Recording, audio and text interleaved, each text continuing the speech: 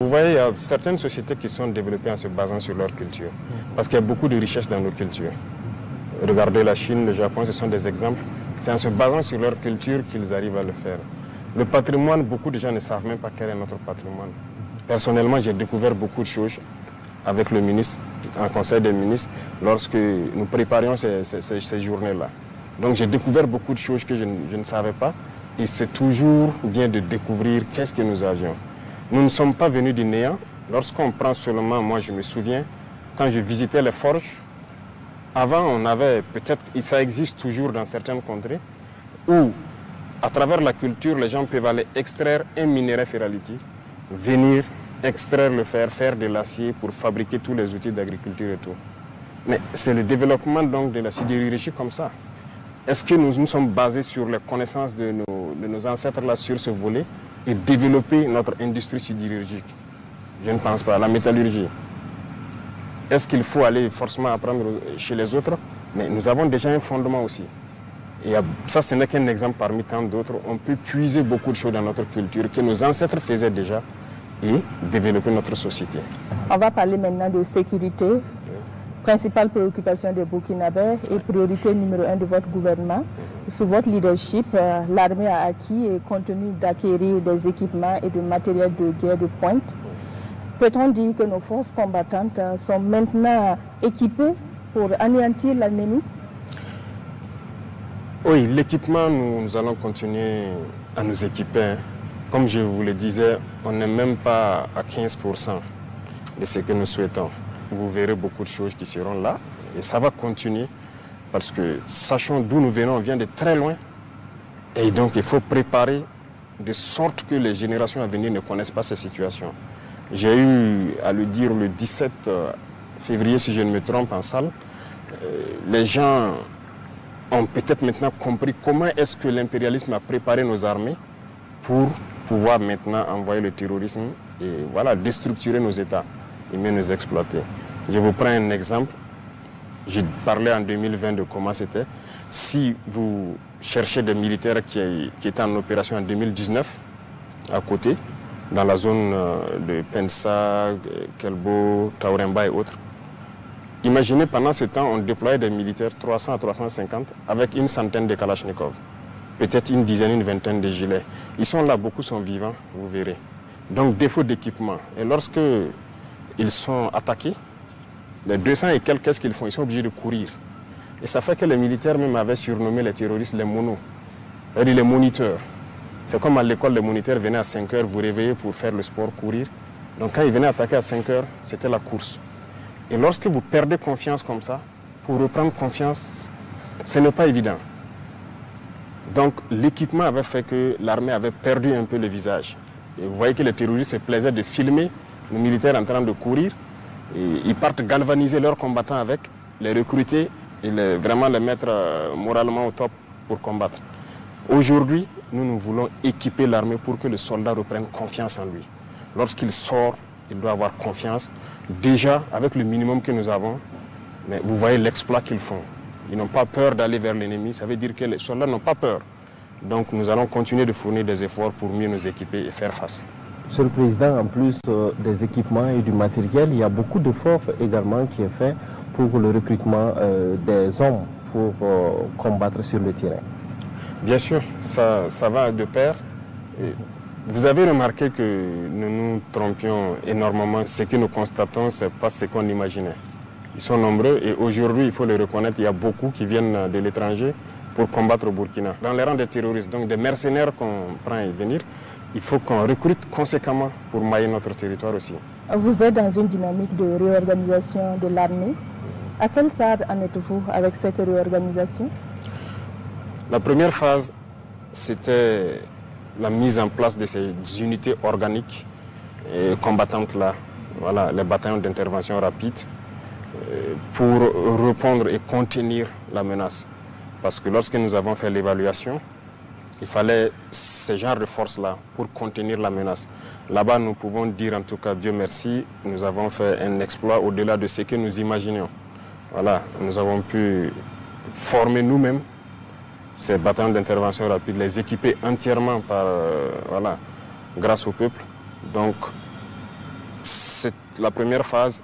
Les autres phases sont en train de suivre actuellement parce que les phases terrain et réorganisation doivent se suivre.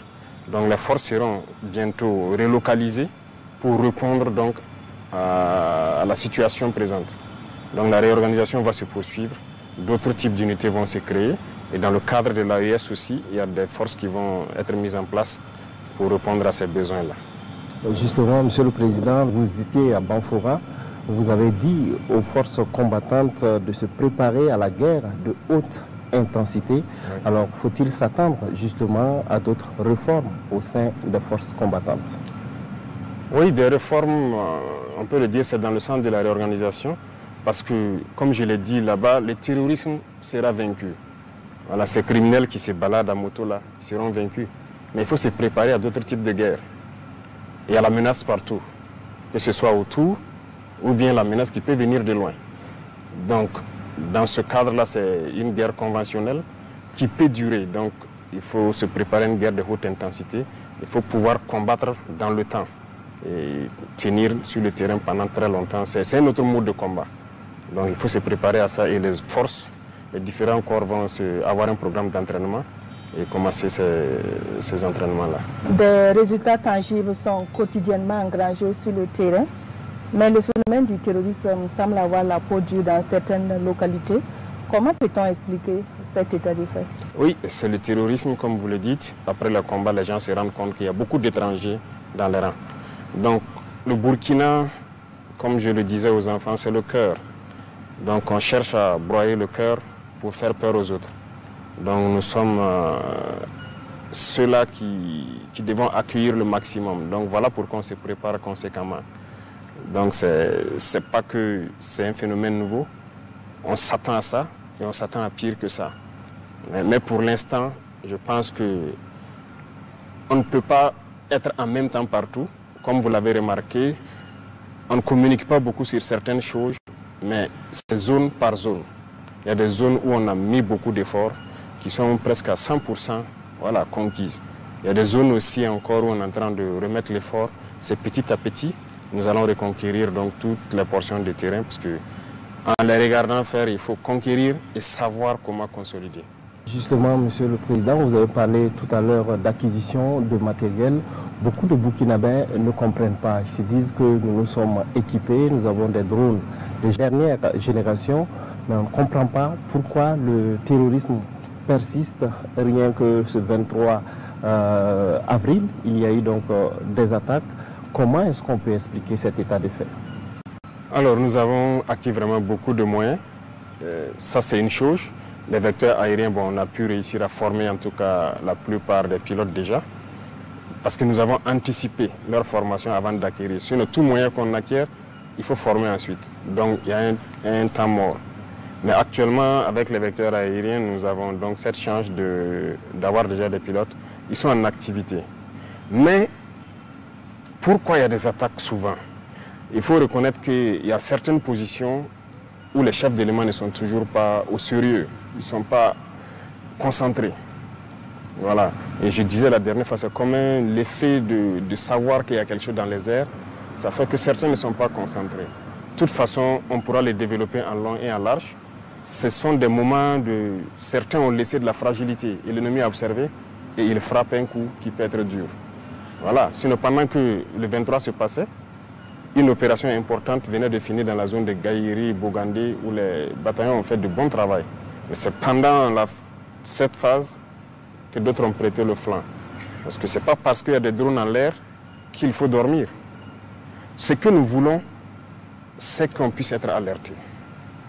Parce qu'actuellement, en permanence, il y a des drones dans le ciel. En permanence. On veut juste que les positions puissent dire, on les voit venir. Et beaucoup arrivent à le faire. Vous avez suivi Djibo. Ce sont les observateurs qui ont vu venir l'ennemi et ont alerté le drone qui est venu participer au combat. Vous avez suivi Touéné, Gawa, beaucoup de positions arrivent à le faire. Mais il y a certaines positions où malheureusement, lorsque vous entendez qu'ils sont attaqués, on est sous le feu. Comment est-ce que vous avez pu être surpris? Il y a un problème. Ce n'est pas parce qu'il y a des drones qu'on ne met plus de guetteurs qu'on ne prend pas toutes ces précautions. Donc là aussi, c'est des choses qu'il faut corriger et nous sommes là-dessus.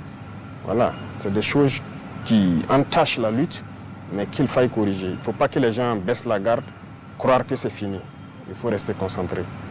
Voilà. Alors, Monsieur le Président, est-ce que ces terroristes bénéficient de complicité interne? Bien sûr, beaucoup. Beaucoup. Et la complicité interne, tout de suite, les cas dont je vous parlais, ceux-là qui ont été neutralisés, qui sont venus de l'étranger, qui partaient vers Mansilla, imaginez qu'ils sont passés par l'aéroport avec la complicité de quelqu'un. Parce qu'ils ont fourni tous les renseignements. Et les enquêtes ont démarré rien qu'hier. On va retrouver ces individus-là. Ils sont passés par la complicité des gens. Il y a des villages aussi qui sont complices, mais qui commencent à comprendre un peu. Dans l'armée, il y a des complicités. Voilà, il y a des chutes d'informations, beaucoup de choses. Il y a la complicité. Sans la complicité, c'est difficile que l'ennemi soit renseigné. Donc même dans nos villes ici, il y en a qui sont là, des terroristes, qui les renseignent sur tous les mouvements, tout ce qui se passe. Voilà. Il y a des complicités. Alors des complicités aussi concernant des velléités de déstabilisation de la transition? Oui, mais ça c'est logique et ça sera permanent. Comme on le dit, nous avons décidé de prendre nos responsabilités pour engager une lutte. Il va de soi que certains qui ont perdu leurs privilèges et leurs avantages se dressent contre nous. Maintenant, c'est à nous d'être vigilants. C'est ce qu'on fait. Et donc, ces velléités de déstabilisation, c'est courant. Donc, on est là-dessus. Ça sera permanent, ça, on est sûr. Voilà. Alors, on constate également une certaine forme, j'allais dire, de campagne de diabolisation des forces de défense et de sécurité, à travers la presse internationale, par exemple.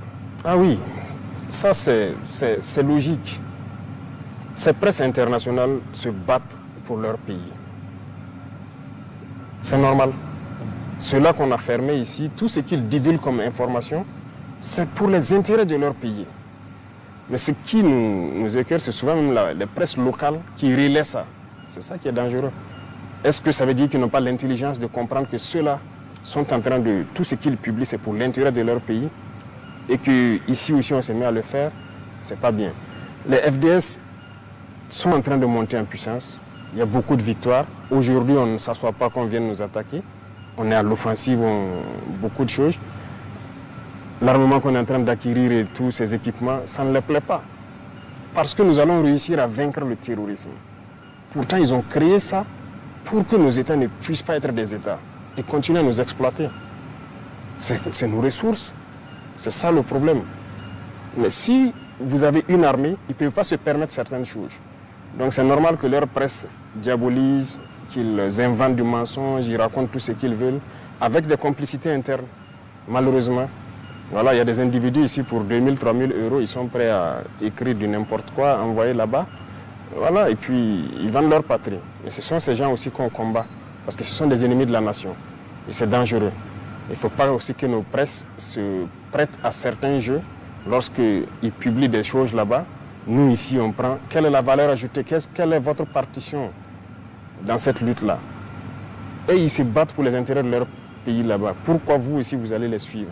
Même s'ils vous financent ou je ne sais pas quoi.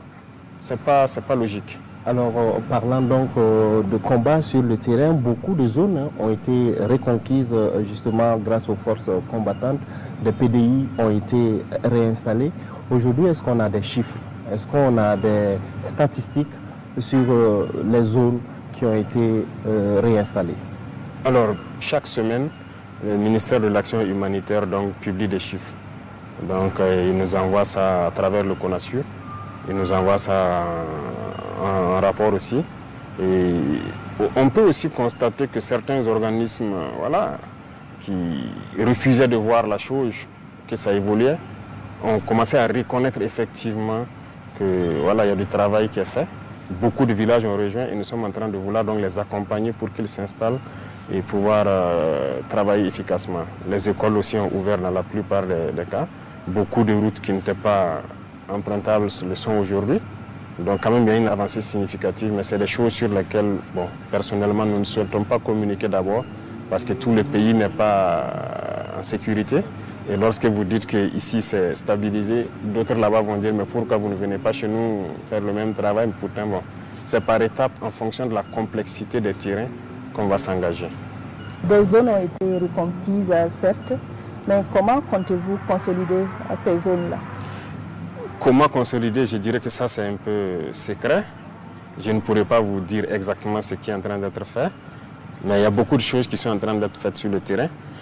Et dans la même lancée aussi, nous avons exhorté les populations à participer activement à la défense. Parce que vous voyez, je disais que des gens partent en Chine souvent regarder la muraille de Chine, mais ça a été construit dans la guerre. Et pourquoi ici, on ne peut pas faire des obstacles pour empêcher l'ennemi, voilà, de pénétrer dans nos villes, dans nos villages?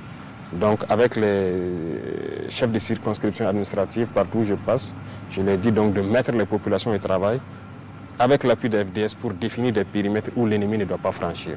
C'est à eux de créer les types d'obstacles qu'il faut, d'organiser le terrain et d'être aux aguets. Parce que c'est des comportements que nous devons adopter. Même si le terrorisme finit, nous devons nous mettre toujours en posture de guerre pour toute éventualité. Donc les autres leviers de consolidation, je ne peux pas vous les détailler ici. D'accord. Voilà. D'accord. Alors, Monsieur le Président, des officiers et sous-officiers de l'armée ont été radiés donc pour fautes lourdes. Peut-on en savoir davantage sur ces fautes? Oui, c'est vrai que depuis un temps, il y a eu des cas. Lorsque vous êtes en guerre, un officier, on le confie des hommes. La vie des hommes est entre vos mains. Vous devez les commander et prendre toutes les mesures pour qu'ils puissent combattre et vaincre. Il peut arriver que vous combattez jusqu'à épuisement de vos moyens. Ça peut arriver. Là, vous êtes mort en héros. Mais lorsque l'officier ne prend pas toutes les mesures pour que ces hommes puissent combattre, les hommes ne sont pas... ils ne répondent pas d'eux-mêmes. Ils ont été formés pour exécuter des ordres. Je vais vous donner quelques exemples. Lorsque on a le renseignement de probables attaques, c'est diffusé. On peut avoir une zone. Et dans la zone, si on a plusieurs positions, on va les dire, il est possible qu'il y ait des attaques.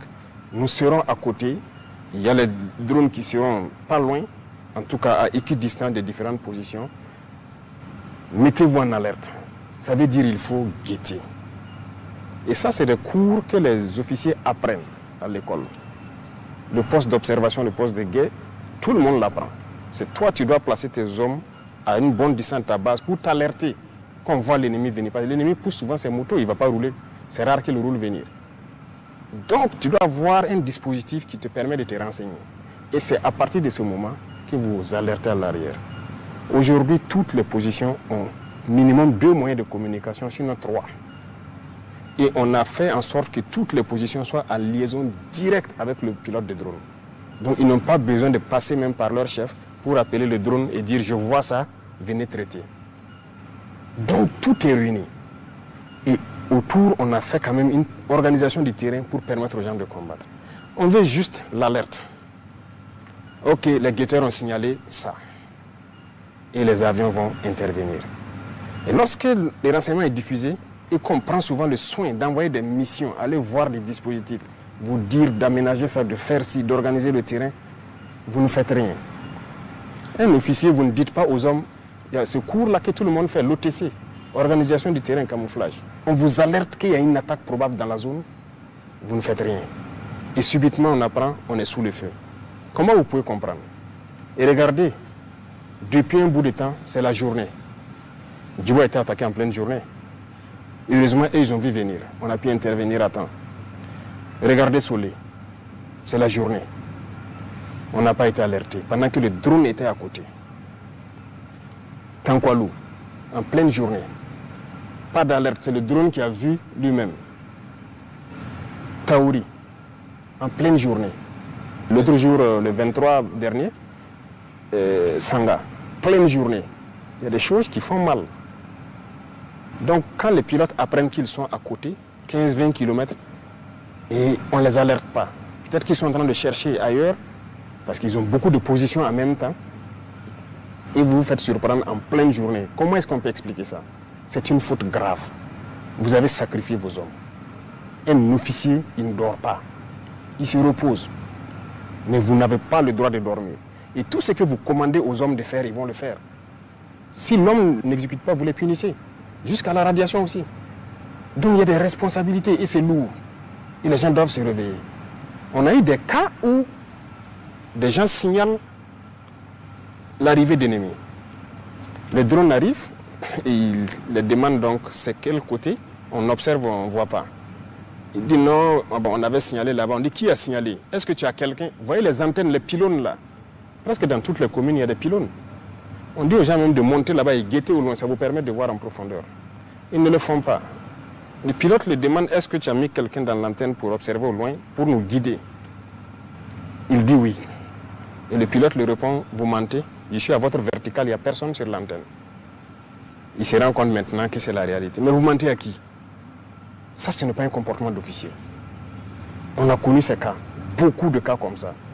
Donc, on ne peut pas être soucieux de la vie de vos hommes plus que vous-même, l'officier sur le terrain. Donc, voilà pourquoi, avant l'année passée, en J, on avait dit ceux qui veulent quitter l'armée n'ont qu'à quitter. Il y a une note du ministère de la Défense. Si vous ne quittez pas, vous allez assumer si vous fautez. Et pour moi, c'est une trahison. Lorsqu'un officier ne fait pas travailler ses hommes, ne prend pas toutes les mesures. Si vous prenez toutes les mesures et que vous combattez qu'il y a des pertes, on peut comprendre. Mais lorsque les mesures ne sont pas prises, mais on va vous radier. Ça sera sans appel, parce que vous n'allez pas sacrifier les enfants des gens inutilement.